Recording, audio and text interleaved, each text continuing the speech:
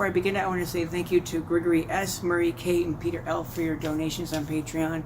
And I didn't know that some of the Patreon donations were reoccurring, and I haven't been watching it well. And but I want to thank you for your support, and thank you.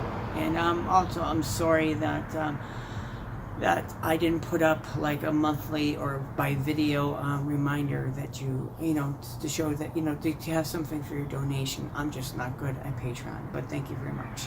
Hi, I'm BrendaEM. This afternoon I'll be fixing my windshield here with one of those little windshield fixing kits. And these things aren't made for huge, big cracks and stuff, but they seem to work pretty well with bullseyes. And you see these things on like Amazon and eBay and so forth. And this one has no name, and unfortunately I can't give credit where it's due, but it seemed to work out pretty good. So these kits generally come with instructions. This one came with a bag for some reason. I think a plastic bag would have been fine. It comes with this little mount here that has suction cups on it, and this one has a brass insert, and I like the idea of that. And so it seems plenty strong. I didn't feel like it was just going to break. And inside this brass insert, you thread this little barrel, and it's got a little thing to hold on to, and it has like a little suction cup, but the suction cup has a hole in it. And so you generally thread that into this, and then you would put your fluid into this little barrel and use this little plunger here to force hydraulically the fluid into the crack. And this one also came with a little cleaning cloth. So, and this is the resin it came with. And it's probably best to store this once you open it, and even before then, but to keep it out of sunlight, and especially UV light and or black light, if you will. And because that's how it cures. This one also came with a razor blade, and generally they come with some of these little cover sheets that, and oddly enough, this doesn't stick to the resin very well, so you can just peel this off. And so that's the contents of the kit. The instructions seem pretty good. The font on here is a little bit small, and I don't see their name on there. I would give them credit for what they did, but I don't see their name on there, and so it seems like they weren't too interested. As you can see, I've got the car in the shade. I'm going to use some glass cleaner and just clean the area and try to do a good job. You don't want to press too hard, because I'm using suction cups with this. I want to clean the area around the impact too. This is pretty deep too, and it's pretty noticeable. Fortunately, it's only the passenger who notices it. I've got some of this duster stuff, and the thing you have to be careful with, you don't want to spray any liquid on this because it will cause a temperature change, and you don't want a drastic temperature change because it'll make the crack worse. But what I was trying to do is just make sure that there's no particles there, and I don't want to linger too much, and I'm going to give it a couple of minutes to warm back up. So this is the little suction cup apparatus, and dog permitting, this is a little suction cup apparatus. I'm going to put just a little bit of water on each one of these suction cups. This is an optional step, and it actually might work against you if you put too much, so kind of put a little bit and then wipe it off. And what you want to do is put this, so you sight down this hole and make sure it's exactly over the entrance of the where the stone impacted. I've got it pretty much lined up, and I'm going to push down the suction cups carefully, not too much pressure, because, you know, you've got a chipped windshield, or I've got a chipped windshield. And you want to do too much, and I didn't use too much water, but if you did, make sure you wipe up the water. And we sight down here to make sure that it's all good to go. I'm going to go inside the car to make sure that the original impact entrance is into the glass is right through this hole.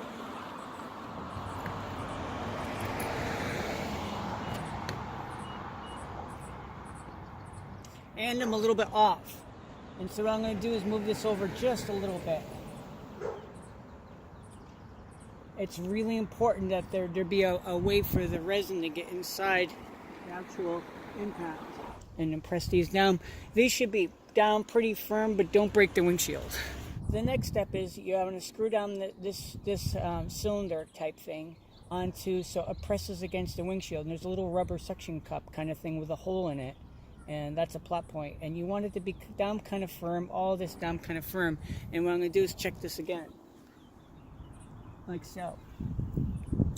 And so I've got this little fluid. This fluid cures in UV light. and there's a little plunger to help push it in, and it's coated with some kind of grease to try to get it not to stick. And they say to put in like 4 to 6 drops. I found that I had to do a little bit more to make sure that this goes down all the way, maybe because of the curvature of the glass. Once again, this is seated well. I didn't even do it dropwise this time because I want this thing to have enough of stuff. And then you screw down this thing, and what you're doing is making hydraulic pressure, and you're basically forcing it into the glass break itself. So you don't want to go crazy with this. You don't want to push this off. And so what you do is screw it down until you start to feel some resistance. And then I'm going to go inside and see how it's coming out, and make sure that's actually filling up the brake.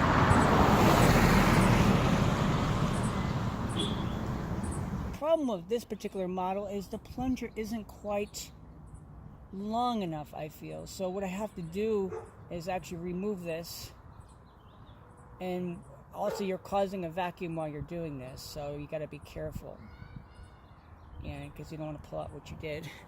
And what I ended up doing last time is I ended up putting a couple more drops in, just to make sure. And I actually have water on my hand, and I'm going to screw it on, and now I feel more resistance. So I want to make sure that I get this thing, and this is kind of overkill, but I bought this thing to fix windshields, and fixing windshields is what I'm going to do with it. I checked inside to see how it was coming out, and actually I did have a little bit on my fingers, and it has a peppery smell to it. You should really use gloves if you can to do with this. This likely has bisphenol A, which is not your friend, and I'm going to be sure to wash my hands for a long time after I get done with this. And if you insist on not wearing gloves, then smell your hands to see if you smell any of it on you. Also, when I did this windshield was already out in the sun for a while, so it's evenly warm, and I don't recommend doing this cold. And of course, follow all the instructions on your little kit there, and especially as far as temperature. The kit actually suggests reheating up the windshield if you need to. I'm not a big fan of that, but I think it'd be better if it was all evenly warm, and not to antagonize the cracks to form. I'm going to give this just another twist, make sure I feel resistance, and like so. By the way, while this is working its way in, I found another crack right over here, another chip, and this one's just a little lateral one. It's not much of a bullseye, and I think I'm not going to have enough of time today as far as the sunlight to get all 3 today, and I might have to wait till tomorrow. But let's get this one done. From the inside, I checked, and it looks pretty good. So the next step is to unscrew the wider cylinder part, not the piston part, but the cylinder part. Unscrew this until it leaves the surface, and then gently lift up on the suction cups. And if you did put any water on the suction cups, make sure there's actually a drip of the resin coming down the windshield. And it'd probably be good to yikes, more than one drip. It would probably be good to use masking tape and mask off the area, and I guess that I'm just overconfident. So the next step is to put a drop or 2 here, like so. And you probably don't need much. And they give you a little piece of plastic, and you put a piece of plastic over it. And what I did, and I found it worked really good, is to smooth out the plastic. And while I'm at it, I'm going to wipe off the excess resin. And this is a last chance to try to get some resin inside the original brake. And because once this is done, it's done. I might even put another drop here. You want to make sure that it's smooth in there. If you want, you could try a little last-ditch chance to do some hydraulic pressure here by rubbing your finger. And who knows, it might work, but you don't want to press hard enough to break the windshield, obviously. And so I'm going to call that well enough alone. Miraculously, I moved the car without knocking over the tripod and my cell phone. And I moved the car into the sun. This stuff cures with UV light or ultraviolet light, and that's basically how it hardens. And so I'm going to give this a while and let this harden. I'm kind of losing sunlight and for the second one, and it's not quite set up yet, so it hasn't kicked off yet, so I'm getting a little nervous, but it seems to be just set up fairly well, and I'm going to gently pull this sheet off like so, and that should let some more light in to get through the rest. If you're going to do this, it's probably best to do it before, around midday, maybe 3 o'clock or something, but don't let daylight burn. And I can actually see, this is actually hardened up right now, and so I'm going to give it a couple more minutes. I'm going to try razor blading off some of the peripheral stuff, and I actually don't want it to get too hard. I don't want it to be icky and gooey and stuff, but I want to leave this area for last, but I'll start razor blading off some of the preliminary stuff. And I don't think kids should do this because this is a razor blade, and this is actually fairly cured, and I'm kind of sneaking up on the original impact. I'll save that for last. But it's funny. It seems to cure exponentially. It seemed to be fluid right up into the point where it started kicking off. And actually, I'm gonna go right over this.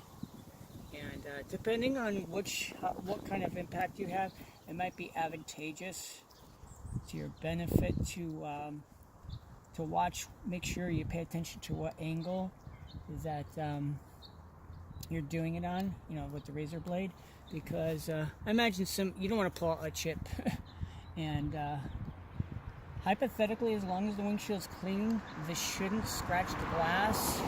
But if you dug into the glass like this, it could probably cut into the glass. It doesn't cut; it just leaves a series of micro fractures, and it's looking pretty good. And I'll clean up with this cloth here. Just clean up with this paper towel, and even this one came up pretty good. For some reason, these were really black, and if the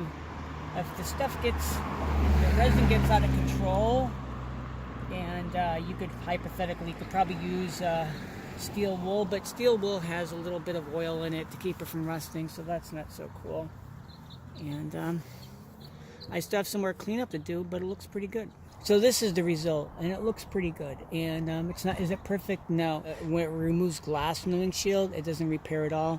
But this was small, but it was really black, and it seemed to work pretty good. I'm fairly happy with the results of this kit. I still have a little glint coming off of it, but the first one I would say is better than 90%, and this one I would say it's like 80% better. And at least the three-dimensional aspect is gone, so you end up with sometimes you still see a hairline, but you don't see a slice like this. So this is one I did earlier, and you could see that there's still a hairline in it, but this was really black from the chip, and so that looks pretty good. When I got into the car, I noticed that I had trouble finding the repair, so that's pretty good. But I did find it, and you could see that there is a little bit of glass missing there, but it looked pretty bad. Let's take a look at the other one. Sorry about the handheld. So this is the repair I did with you, and it looks pretty good. The best thing you could say about the repairs is that you have to look for them to see them, so that's pretty good. Whereas this, I still have to fix, and the other one was worse than that. Both of the other ones were worse than that.